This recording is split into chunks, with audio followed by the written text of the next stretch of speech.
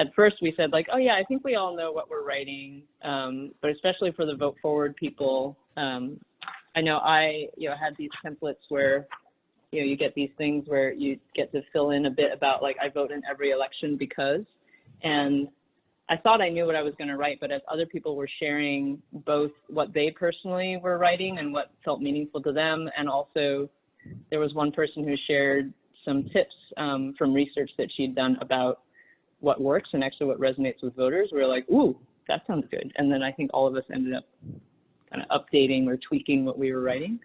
So if anybody kind of wants to share what they have come up with for their section, you can definitely paste it in chat or, say it out loud. And I think that will help all of us to sort of think about how we might reach out to other voters as we're writing.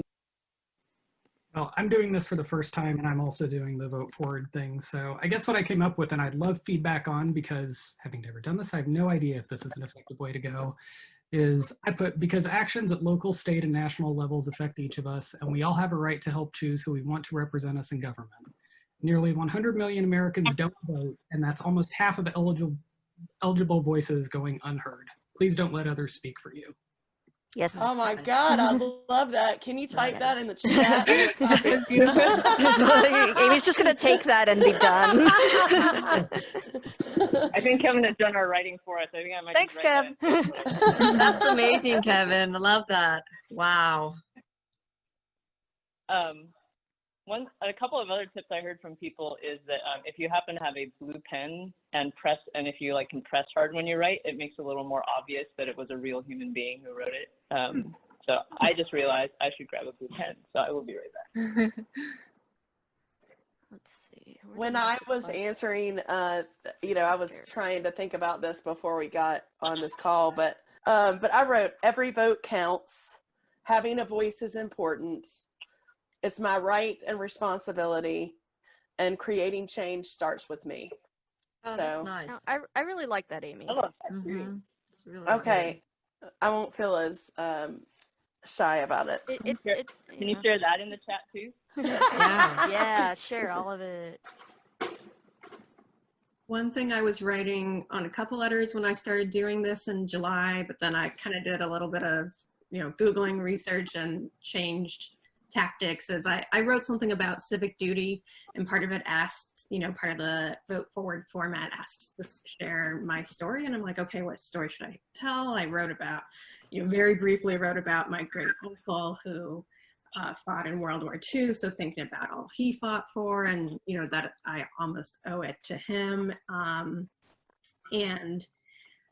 Then I did some research, and people aren't really moved, apparently, by saying it's your civic duty, especially of kind of the millennial generation, which I'm part of. Sadly, they don't see it as a civic duty. So it's apparently research has been done that says it's more effective to appeal to how well it benefit them individually or their families to vote. So I kind of shifted gears with how I was writing. That's good to know. Mm-hmm. Yeah, that's why we're tossing these ideas around. That's really insightful. I really struggled to figure out what to say, but since I'm writing to my home state, I wrote I love Kansas. Together our votes matter. We decide who represents us and makes decisions for us and future generations. I feel proud to vote to get some civic duty, but in a subtler way. I've also been using something around I want our elected officials to be accountable to everyone. Something like what you had written, Vienna, about, they listen to the people who vote, basically. So I'm obviously working on the wording. I kind of changed mine up after the big Send kickoff event. I'd been talking a bit more about participating in democracy, but after that, I said something along the lines of our voting is our privilege as citizens, one that not everyone has. And then I say usually our vote is our voice, and it's how we choose the future we want for us. So yeah, that's what I'm writing right now. We'll see how it changes. Yeah, it's beautiful. what I wanted to say was that, like, I know when I was younger, like fresh out of college and everything, and even before that, like I felt really intimidated by the voting process itself. And I felt like I don't know, I convinced myself that like I wasn't informed enough to have a valid vote, or that, you know, I wasn't worldly enough. And I didn't realize back at the time that that was just like anxiety talking, and that everybody's voices are valid. That's kind of what I want to say in mine, in case there's anybody out there like me thinking like, oh geez, I don't know enough to cast a good vote or something. I know Vote Forward in particular reaches out to people who are like registered but not as likely to vote, and what you just voiced might be a lot of what holds them back, at least for some of them. That's wonderful. I am sort of aiming mine at parents, and hopefully there will be some parents on the list, because I'm saying that what I'm really voting for is my daughter's future.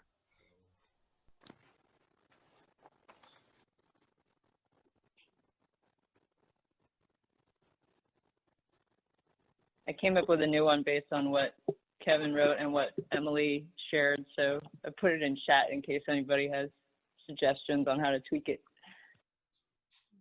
V, can you go ahead and read it, please? Yeah. I vote in every election because only a fraction of eligible voters actually vote, which means those who do have an outsized influence on the issues that matter to them and that affect their own lives and communities. That's true for the economy, healthcare, education, people's rights, and so much more. Great. I like that point about, you know, like it's like only a few people speaking. Like we should that's really have great. more people speaking. I've taken all of your ideas and I've amalgamated them into my draft. I'm going to send it in the chat right now. I want to represent my community with my voice. My right to vote was hard fought and I want to use it. When more voices speak up, the conversations at the local and national levels will shift to the changes we want to see. Oh, that's Love great. that. Love that. Yeah. So yes, taking ideas, if I should simplify it, not simplify it. I think it's perfect just the way it is. Yes. I love that you got the I feel idea like you cover a lot.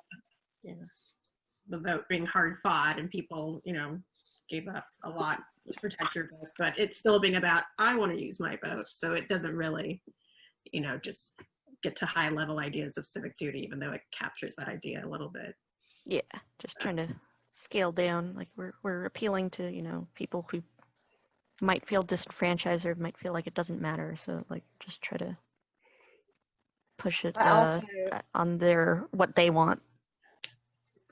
One of the things that really motivates me about voting is like knowing, especially here in North Carolina, that like it's going to come down to the wire. And so really every little vote really does matter. And so, but I wonder if that's just me. Does it just motivate me or does it motivate other voters to know, like I heard a statistic that in 2008, the presidential election here was decided by 2 votes per precinct, which is crazy to me. Like that just tells you that you really should vote and your vote does matter. And it sort of drives me crazy that people are like, oh, my vote doesn't matter. But maybe that's just me. I wonder if that's motivating to others. I think it might be, but also we have to keep in mind that like everyone's different, that everyone gets an appeal differently. So yeah, there are definitely some data-driven awareness type thing where saying that can really mean a lot, but to other people it's just nope, okay, whatever. So I mean, we should try to like, you know, gather a wide amount of ideas for what would appeal to people, and you know, throw all of them at the wall and see what sticks. I think the best and truest motivating stuff always comes from the heart. It's like for me, whatever motivates you the most is what you should say, because there's always going to be somebody else like you. And like you said, we can't guarantee that we're going to reach the people that we're writing to, but I think we give ourselves the best chance when we're as open and true as possible.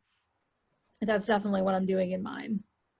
I agree with that 100%. I think being genuine can be seen even through your handwriting, and I think that is a very valuable practice to have in this place, because if you're in a space of genuinely just wanting people to have their voices heard. I mean, and with Vote Forward, that's what you're saying. I'm not asking you to vote for a candidate. I'm asking you to simply vote and have your voice be heard. So I think that genuine outreach is very positive overall. I'm starting mine real raw, where it says like, I vote in every election because, and I'm writing after that, I actually haven't. Because like when I first had the opportunity to vote, I didn't, for the reasons that I mentioned before. And like, I want people to know if they haven't voted, like I want them to know going into reading what I'm saying that like, I've been there, I've been that person, which I don't like to think about now. I don't like to think about the years that I could have voted and didn't, you know, it was a long time ago, but I was a different person back then. I just realized that I was starting to play a little bit of the same chord progression as that song "I Can't Keep Quiet" by Milk, who's singing at the Women's March. And I don't know if I know how it goes, but I'm gonna try noodle and. Oh no! If you played that song, I'm gonna start crying.